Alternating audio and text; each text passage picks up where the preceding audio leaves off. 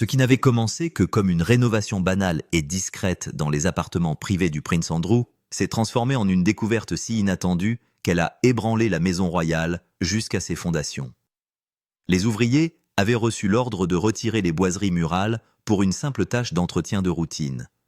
Pourtant, au moment où la dernière planche céda quelque chose de caché, quelque chose que personne n'était censé voir, surgit de derrière le mur de la chambre à coucher. En un instant, des appels téléphoniques feutrés ricochèrent dans les corridors des réunions d'urgence, furent convoqués derrière des portes closes, et un silence stupéfait, presque irrespirable, s'abattit sur Buckingham Palace. Les officiels tentèrent de comprendre ce qui avait été dissimulé pendant tant d'années. S'agissait-il simplement d'une relique oubliée d'un scandale enterré, ou de quelque chose de bien plus troublant? Quoi que ce fût, sa découverte laissa sans voix même les membres les plus imperturbables du cercle royal. Loin de Londres, en ce mois de février 2023, l'hiver resserrait son étau sur les Alpes suisses, enveloppant Verbier de son voile blanc habituel. La neige étouffait chaque son, transformant ce village exclusif en un portrait glacé de luxe et d'isolement. Parmi les grands chalets appartenant aux magnats de l'industrie et aux milliardaires, une résidence se distinguait non par sa beauté, mais par l'ombre de controverses qui s'y accrochaient depuis des années. C'était la villa de vacances du prince Andrew, duc d'York, une propriété opulente estimée à environ 13 millions de livres sterling. Pendant près de 2 décennies, elle avait servi d'échappatoire, un sanctuaire où les yeux inquisiteurs de la presse britannique et les murmures critiques des couloirs du palais ne pouvaient l'atteindre. Mais au fil des mois, la villa était restée vide intacte pendant 18 longs mois. Cette absence frappa Marie-Claire Dubois, la gestionnaire locale, comme étant profondément inhabituelle.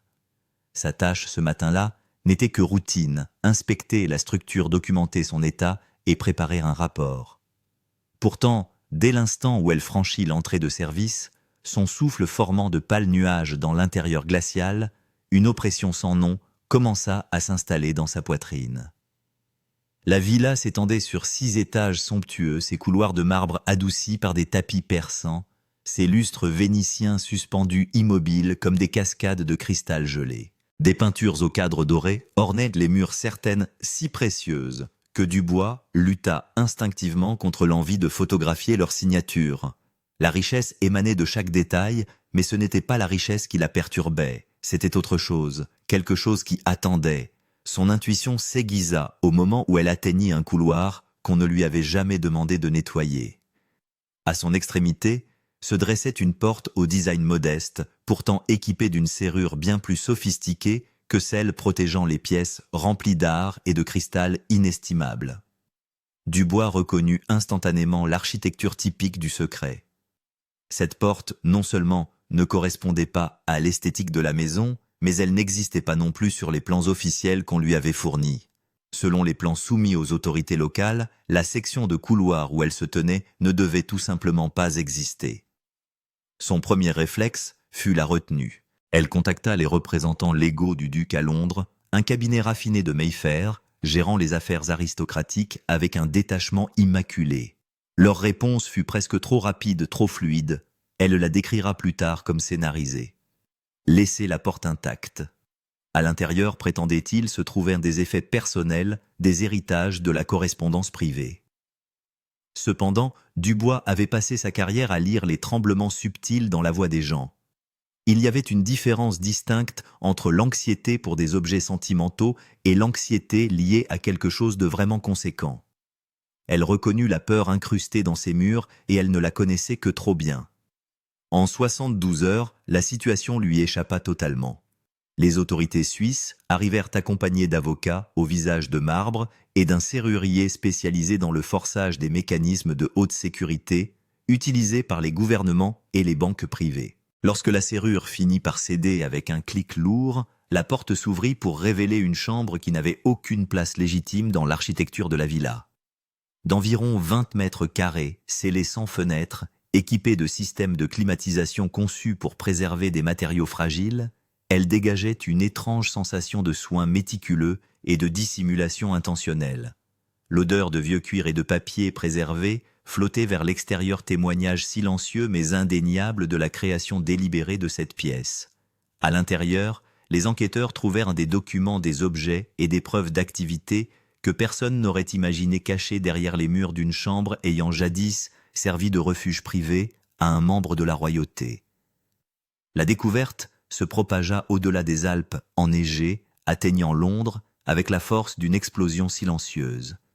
À Buckingham Palace, les murmures se transformèrent en exigences paniquées de réponses. Qu'est-ce qui avait été caché exactement?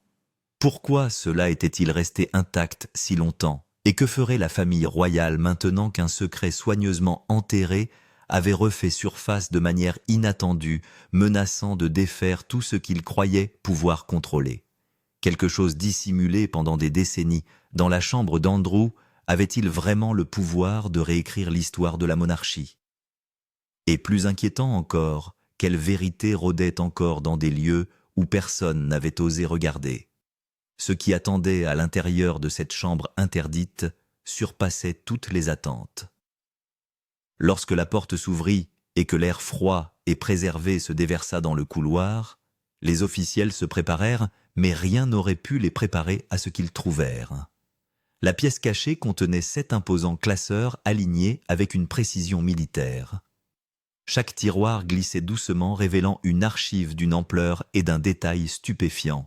Les documents à l'intérieur couvraient plus de 30 ans, catalogués avec un soin obsessionnel.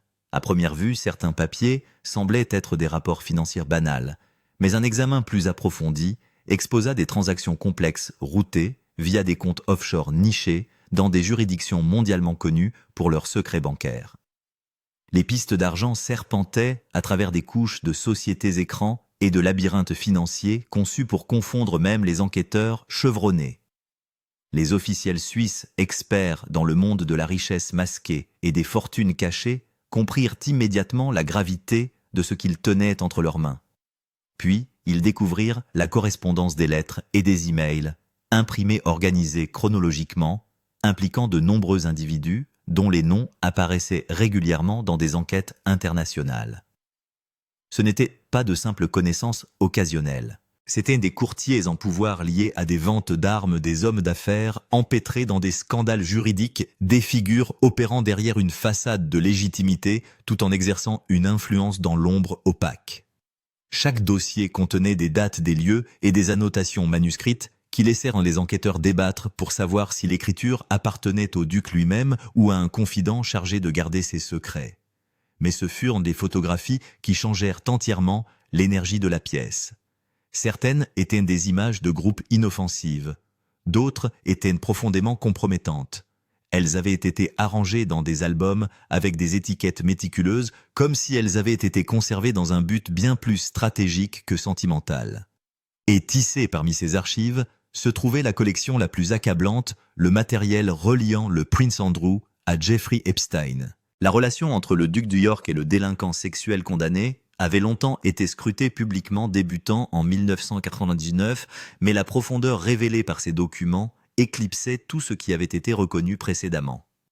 Il y avait des journaux de vol contredisant les chronologies officielles des registres de paiement routés via des intermédiaires et des messages imprimés, illustrant une relation bâtie sur un bénéfice mutuel, une connexion que les enquêteurs décrivirent en temps privé comme étant troublante de coordination.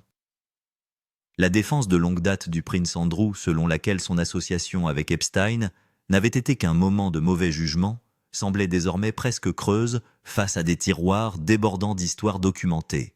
Pourtant même, les matériaux explosifs sur Epstein ne représentaient qu'un fragment de ce que l'archive cachée contenait. Les classeurs restants exposaient une vie parallèle, une vie qu'Andrew menait loin des caméras tissées à travers son rôle de représentant spécial de la Grande-Bretagne pour le commerce et l'investissement. Des liens avec des dictateurs, des oligarques, des hommes d'affaires sous sanction et des figures politiquement volatiles révélaient un réseau qui avait opéré sous la surface pendant des années. Leurs noms apparaissaient à côté de registres de faveurs échangés d'accords négociés discrètement et de transactions floutant la ligne entre devoirs diplomatiques et gains personnels. C'était un monde où le privilège royal devenait un bouclier permettant des actions qui auraient placé un citoyen ordinaire en état d'arrestation immédiate. Les autorités suisses réalisèrent instantanément que la pièce n'était pas simplement un espace de stockage. C'était une protection. Une assurance compilée au fil des décennies. Un coffre-fort de connaissances destiné à protéger son propriétaire des menaces connues et inconnues. Des photos furent prises, des documents furent consignés. Chaque action était délibérée, mesurée, prudente. Puis vint la décision qui changea tout. L'ambassade britannique à Berne fut notifiée. Ce qui suivit dans les heures suivantes reste partiellement dissimulé derrière des accords diplomatiques et des barrières de sécurité nationale. Mais un fait devint indéniable. La découverte dans la chambre du prince Andrew n'était pas simplement un scandale. C'était une crise institutionnelle capable d'ébranler les fondations mêmes de la famille royale. Quelle vérité cachée dans la chambre du prince Andrew pourrait défaire des décennies de secret royal et qui survivra à la tempête qui s'annonce? Restez à l'écoute. Le palais, face au dossier. La nouvelle de l'archive cachée voyagea de Suisse à Londres sous un cryptage strict atteignant Buckingham Palace avec une urgence habituellement réservée aux menaces nationales. Elle fut d'abord remise au secrétaire privé du roi qui lut le rapport 2 fois avant d'informer le roi Charles. À peine 6 mois après le début de son règne suite au décès de la reine Élisabeth II, Charles faisait soudain face à une crise que sa mère avait passé des années à contenir discrètement. Le prince Andrew avait toujours été difficile, décisions imprudentes, controverses sans fin, et des officiels réparant constamment les dégâts en coulisses. Mais ceci était bien plus grave. C'était des preuves organisées, préservées et intentionnelles, scellées à l'intérieur des murs de sa propre chambre. La réunion au palais se tint loin des couloirs publics dans un bureau privé protégé des visites et des caméras. Était présent le roi, son secrétaire privé, le maître de la maison, et des conseillers juridiques seniors compétents en droit constitutionnel et en gestion de crise. Sir Edward Llewellyn, l'ancien diplomate renommé pour sa navigation des disputes internationales sensibles, se joignit à eux via une liaison vidéo sécurisée. La gravité dans la pièce était palpable. Charles écouta sans parler alors que le contenu des armoires de la chambre était détaillé. Documents financiers couvrant des décennies communication avec des figures controversées, registres de transactions offshore et surtout des matériaux révélant qu'Andrew avait conservé des dossiers d'assurance. Ce n'était pas juste un mauvais jugement, c'était de la préparation. Cela impliquait un prince qui craignait l'abandon et ne faisait confiance à personne, pas même à la famille tenue de protéger l'institution qu'il représentait. Pour Charles, la trahison perça plus profondément que n'importe quel gros titre de journal. Le briefing juridique fut direct et dévastateur. Si les documents récupérés dans la chambre secrète devenaient publics, les conséquences seraient énormes. Des enquêtes criminelles pourraient s'ouvrir dans plusieurs pays. Andrew lui-même faisait face à une exposition légale claire. Mais au-delà de son péril personnel se profilait quelque chose d'encore plus périlleux. Les fichiers suggéraient que la maison royale avait toléré des comportements et des relations qui, au minimum, auraient requis une intervention des années plus tôt. Leur inaction serait jugée sévèrement. Les options furent débattues, aucune n'était bonne. L'immunité diplomatique était techniquement possible, mais politiquement suicidaire, un mouvement qui pourrait déclencher un tollé constitutionnel. Une coopération totale avec les enquêteurs était éthiquement saine, mais risquait d'exposer des décennies d'opérations royales sensibles. Tenter de négocier discrètement inviterait des accusations de manipulation et de secret. Finalement, le roi Charles choisit une voie étroite entre les extrêmes. Il n'y aurait pas de dissimulation pure et simple, déclara-t-il, mais le palais ne permettrait pas non plus l'exposition inutile d'informations liées à la sécurité nationale ou à des affaires d'État sans rapport. Il coopérerait ouvertement, formellement, mais sans livrer chaque détail stocké dans la pièce cachée d'Andrew. Charles prit également une décision irrévocable. La vie publique d'Andrew était terminée pour de bon. Pas de réhabilitation, pas de retour mis en scène aux fonctions, pas d'avenir en tant que membre actif de la royauté. Quelles que fussent ses intentions avec ces fichiers, ils avaient mis fin à toute chance de rédemption. Cependant, la position officielle ne faisait qu'effleurer la surface des tensions au sein de la famille. Le prince William, farouchement protecteur de l'avenir de la monarchie, plaida pour une divulgation brutale et complète de la vérité. Mieux valait une tempête douloureuse qu'une suspicion sans fin. La princesse Anne adopta un point de vue encore plus sévère, insistant pour qu'Andrew soit dépouillé de tous ses privilèges restants et laissé seul face aux conséquences. Camilla, expérimentée dans la brutalité du jugement public, dit peu de choses, comprenant que la survie de la monarchie exigeait la responsabilité même lorsque le coup était profondément personnel. Et alors que les discussions continuaient derrière les portes verrouillées du palais, l'ombre projetée par ce qui avait été découvert dans la chambre d'Andrew ne faisait que s'assombrir. Alors comment les secrets cachés dans la chambre d'Andrew ont-ils escaladé en une crise capable de fracturer complètement la famille royale ne zappait pas. Le duc acculé par ses propres secrets.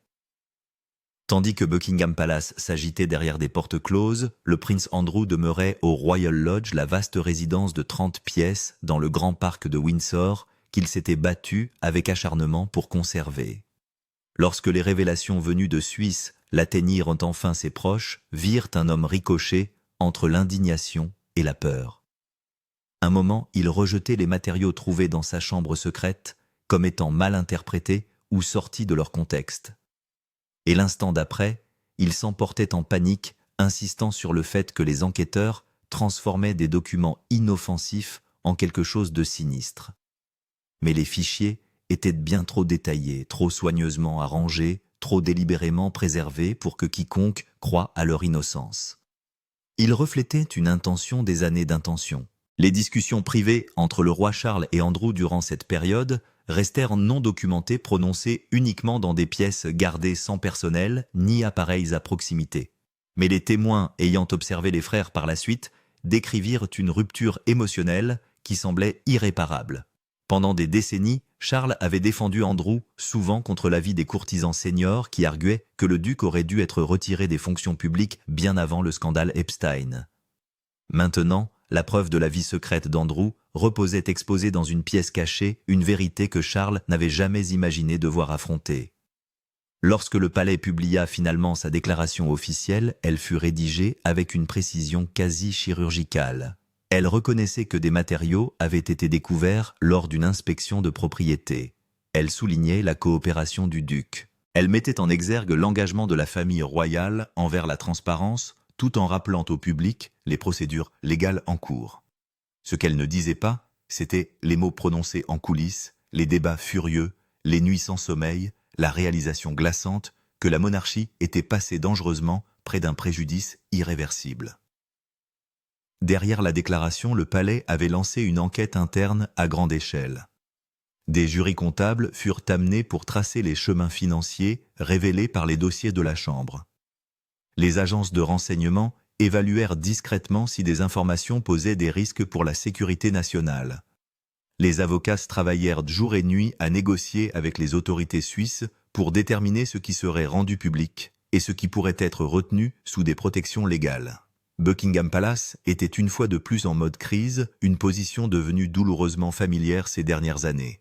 Alors que le printemps émergeait à Londres, des fuites orchestrées et des dépôts judiciaires commencèrent à esquisser ce qui avait été trouvé dans la chambre secrète, et chaque nouveau détail peignait un tableau totalement en désaccord avec l'image que le prince Andrew avait cultivée la majeure partie de sa vie, celle d'un royal parfois maladroit, parfois vantarde, qui gaffait plus qu'il ne complotait. Les fichiers suggéraient quelque chose d'entièrement différent. Les registres financiers étaient parmi les plus alarmants. Ils révélaient un réseau de comptes offshore et de trusts s'étendant des îles Vierges britanniques au Panama, utilisés de manière constante entre 1995 et 2018. Environ 12 millions de livres sterling avaient transité par ces canaux de l'argent, dont les origines restaient opaques malgré un examen forensique intense. Certains fonds semblaient liés à la décennie d'Andrew en tant que représentant spécial pour le commerce et l'investissement des années où il voyagea énormément rencontrant des officiels négociant des accès et courtisant des figures puissantes. Les critiques avaient longtemps questionné si un membre de la royauté devait être impliqué dans la diplomatie commerciale. Les documents de la Chambre ajoutaient un poids troublant à ces doutes. Un dossier se concentrait sur les relations d'Andrew avec Timur Kulibayev, l'oligarque kazakh, et gendre de l'ancien dirigeant du Kazakhstan.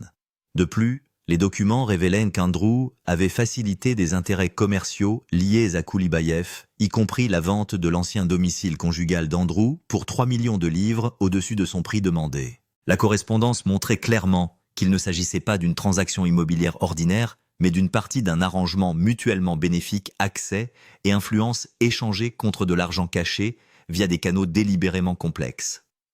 Une autre section détaillait la relation d'Andrew avec Jeffrey Epstein.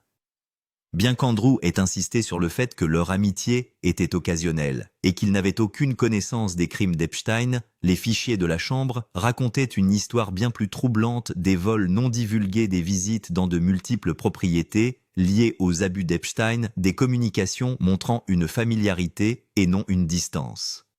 Et les photographies des douzaines d'entre elles capturaient Andrew détendu et pleinement intégré dans le monde d'Epstein, bien au-delà de tout ce qu'il avait admis publiquement. Mais peut-être que la découverte la plus déstabilisante n'était pas les transactions, les voyages ou les images. C'était l'état d'esprit révélé par la manière dont Andrew avait tout stocké méticuleusement secrètement et à l'intérieur de la chambre que lui seul pouvait accéder. Et qu'espérait accomplir Andrew en transformant sa chambre en un coffre-fort de secrets, protection pouvoir ou quelque chose de bien plus dangereux. Restez avec nous. Des secrets qui transformèrent une chambre en arme. Ce qui surprit le plus les enquêteurs en creusant davantage dans les tiroirs et les dossiers éparpillés dans la chambre du prince Andrew, c'est que les registres financiers et les photographies compromettantes n'étaient que la surface. Glissés entre les fichiers coincés derrière des classeurs et insérés dans des carnets reliés en cuir, se trouvaient des douzaines de notes personnelles, certaines tapées avec une précision militaire, d'autres griffonnées à la hâte. Ensemble, elles formaient quelque chose de bien plus inquiétant qu'un journal intime. C'était le registre privé d'un homme qui se sentait lésé, incompris, et de plus en plus en colère contre le monde qui l'entourait. Le ton de ces notes changea au fil des années. Les premières entrées débordaient de frustration, mais portaient encore la voix de quelqu'un espérant une reconnaissance. Vers la mi-2010, cependant, les mots s'étaient aiguisés en quelque chose de plus froid, de plus lourd. Page après page, les mêmes thèmes résonnaient. Rancœur envers le public, irritation envers les conseillers et une conviction profonde d'avoir été sous-estimé. L'amertume s'étendait à sa propre famille. Dans plusieurs passages, il accusait les membres seniors de la royauté d'avoir échoué à le défendre, d'avoir reculé quand il avait le plus besoin de leur soutien. Il y avait des suggestions écrites clairement sans hésitation que certains enviaient ses connexions mondiales et son influence. Ce qui déstabilisa l'équipe encore plus fut la conscience qu'avait le duc du moment précis dans lequel il semblait maintenant piégé. Il savait que l'examen minutieux viendrait, il s'y attendait, et donc il collectait, il organisait, il se préparait. Ces fichiers, réalisèrent-ils, n'étaient pas des souvenirs, ils étaient un bouclier. Une entrée manuscrite datée de 2019, juste quelques mois après l'éclatement du scandale, Epstein glaça la pièce. Dans ce passage, Andrew écrivait clairement qu'il avait pris des mesures pour garantir sa propre protection. Un avertissement suivait. Si le palais tentait de le mettre à l'écart, il découvrirait qu'il n'était pas sans défense. Le sens était indubitable. Ces archives stockées dans le calme de sa chambre n'étaient pas simplement des preuves. Elles étaient un levier, une assurance, une forme subtile de chantage dirigée vers l'intérieur, vers son propre sang. Alors que les services de renseignement examinaient les matériaux à la demande du palais, leurs inquiétudes s'élargirent. Enterrés parmi les contacts, la correspondance et les notes de réunion, se trouvaient des noms déjà connus des unités de contre-espionnage, des individus ayant des liens avec des agences de sécurité étrangères, des gens qui avaient au fil des ans cultivé amitié, faveur et accès. Il n'y avait rien dans les fichiers suggérant que le duc avait sciemment divulgué des secrets d'État. Mais les vulnérabilités étaient évidentes. Son comportement avait créé des brèches que d'autres pouvaient exploiter. Et le modèle d'imprudence s'étendait bien au-delà de ses scandales personnels. Lorsque ces conclusions commencèrent à circuler parmi les initiés, toute sympathie publique restante s'évapora. Le règlement avec Virginia Giuffre avait meurtri sa réputation. Ces documents écrasaient ce qui restait. Ce qui émergea de sa chambre n'était pas le portrait d'un homme ayant simplement fait de mauvais choix. C'était l'esquisse d'une vie longue de plusieurs décennies, vécue dans les zones grises du pouvoir du privilège et des griefs personnels. Et maintenant, avec chaque page étalée sur le lit, où elles avaient été trouvées, la différence entre l'image publique du prince Andrew et sa réalité privée était devenue trop vaste, trop crue, trop dangereuse pour être ignorée.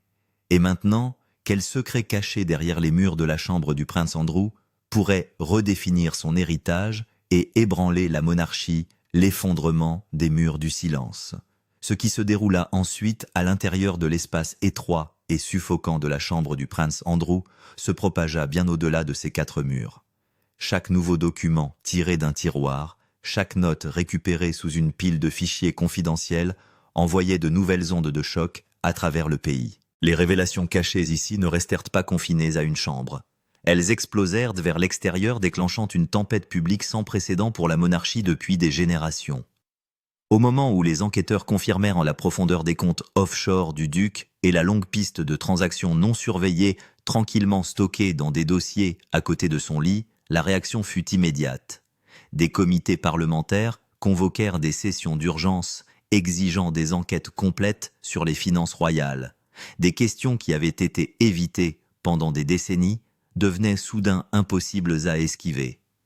Devant les grilles du palais, des manifestants se rassemblèrent avec des pancartes proclamant responsabilité pour tous. Leur voix résonnait à travers Londres. Comment ces activités étaient-elles passées inaperçues?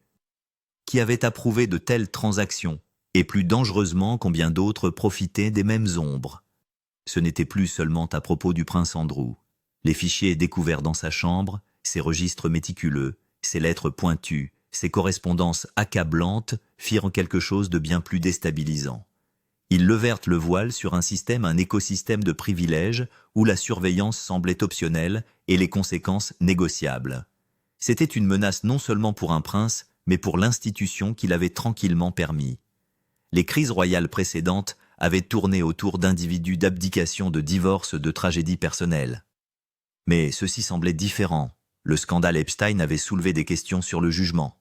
Le règlement Giuffre avait soulevé des questions sur la moralité. Mais les matériaux découverts ici dans l'espace privé d'Andrew illuminaient quelque chose de bien plus large, une défaillance structurelle, une croyance de longue date que le silence équivalait à la protection et la tradition à un substitut de responsabilité. La patience du public s'amenuisait de jour en jour.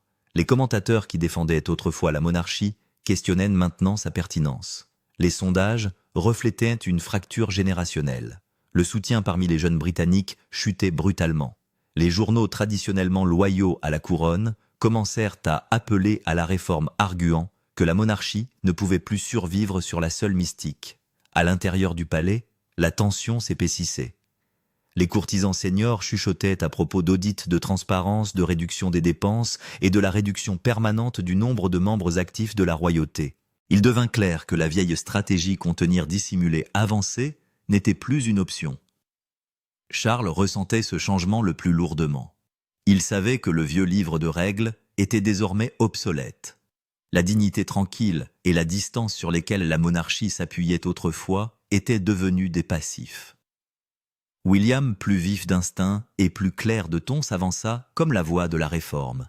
Il argua que l'avenir de la couronne dépendait non pas de la perfection, mais de l'authenticité. Anne se rangea de son côté.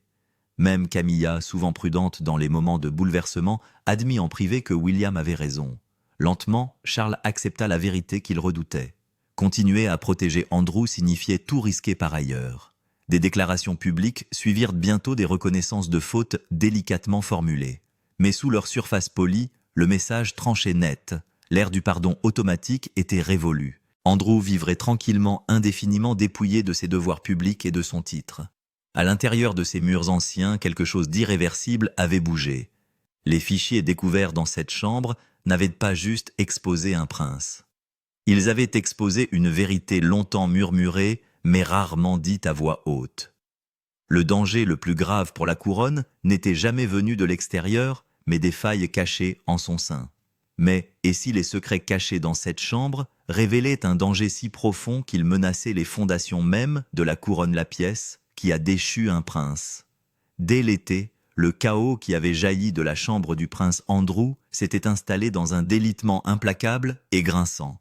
Ce qui avait commencé comme une découverte choquante derrière un mur dissimulé était devenu un règlement de compte international. Les boîtes de documents, les registres financiers, la correspondance et les fichiers cachés récupérés de la pièce n'étaient plus un simple scandale. Ils étaient des preuves. En quelques semaines, la vie publique d'Andrew fut dépouillée avec finalité. Le processus initié après le règlement de Giuffre portait maintenant le poids de la clôture, toutes les nominations militaires et les patronages furent retirés. Son bureau à Buckingham Palace fut fermé. Le personnel de longue date fut licencié. Même son papier à en-tête officielle jadis embossé avec l'autorité de « Son Altesse Royale » fut détruit. Bien que techniquement toujours duc d'York, le titre était creux symbolique seulement. Les fichiers de la Chambre déclenchèrent une tempête juridique transnationale. Les autorités suisses, en coordination avec les enquêteurs financiers britanniques, examinèrent des milliers de documents traçant un labyrinthe de comptes offshore, de sociétés écrans, d'intermédiaires discrets et d'avoirs gelés. Les avocats parlaient prudemment de structures complexes, mais l'implication était claire. Un réseau de longue date conçu pour obscurcir la responsabilité était en train d'être exposé. Pour la famille royale, la révélation bouleversa des décennies d'équilibre protégé. Le silence et la discrétion ne pouvaient plus protéger les erreurs de jugement. Dans sa première adresse majeure au Parlement, le roi Charles appela à un renouveau par la transparence, une référence pointue aux activités dissimulées de son frère.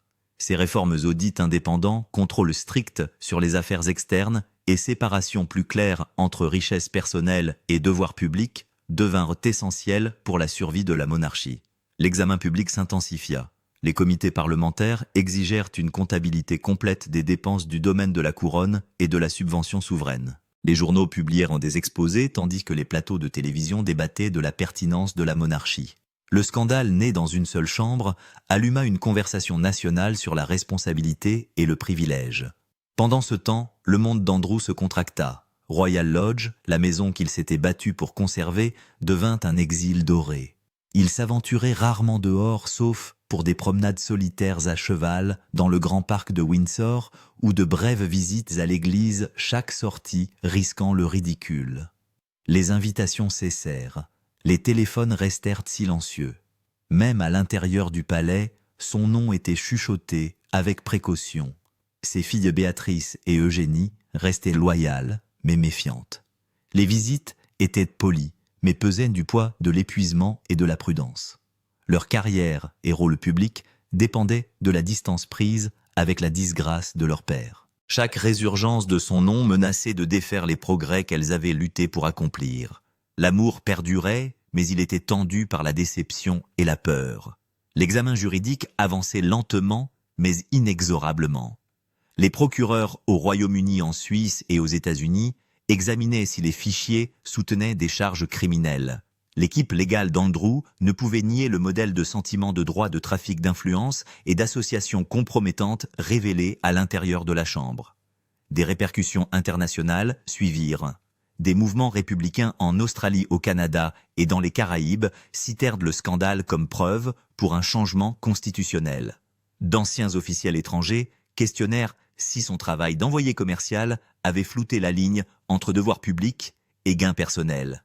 Aux États-Unis, le FBI rouvrit des parties de l'enquête Epstein, demandant l'accès à la correspondance, aux visites et aux vols précédemment non divulgués documentés dans les fichiers de la Chambre. Le gouvernement britannique négocia des accords délicats, équilibrant coopération et protection de la sécurité nationale. Alors que les mois s'étiraient en une année, l'indignation publique céda la place à une acceptation silencieuse. La réputation d'Andrew était irrémédiablement endommagée. Les commentateurs le décrivaient comme un fantôme du privilège errant à travers les ruines qu'il avait créées. La monarchie endura, mais son image était fracturée. Les courtisans chuchotaient à propos des leçons apprises, mais craignaient quels autres secrets pouvaient encore être cachés.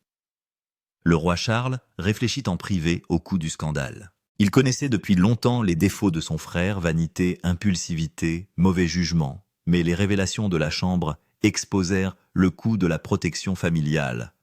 Les fichiers révélaient non seulement l'inconduite d'Andrew, mais la cécité collective de la monarchie. Le silence et l'inaction l'avaient permis. L'endurance exigeait maintenant une transformation. La mystique des générations précédentes s'était évaporée. La confiance du public devrait être reconstruite lentement et délibérément. La chambre à Windsor, autrefois un espace royal privé, était devenue un symbole bien plus grand que l'homme qui y dormait. Ses compartiments cachaient ses fichiers secrets et ses preuves déterrées portaient un avertissement qui résonnait à travers la Grande-Bretagne. Aucun titre, aussi ancien soit-il, ne peut protéger son porteur de la vérité pour toujours. Alors que pensez-vous qu'il se cache derrière les secrets qu'Andrew a tenté de dissimuler dans sa chambre? Un pur scandale, un levier de pression soigneusement préservé, ou quelque chose d'encore plus sombre? Nous aimerions lire vos avis dans les commentaires. N'oubliez pas d'aimer, de partager et de vous abonner.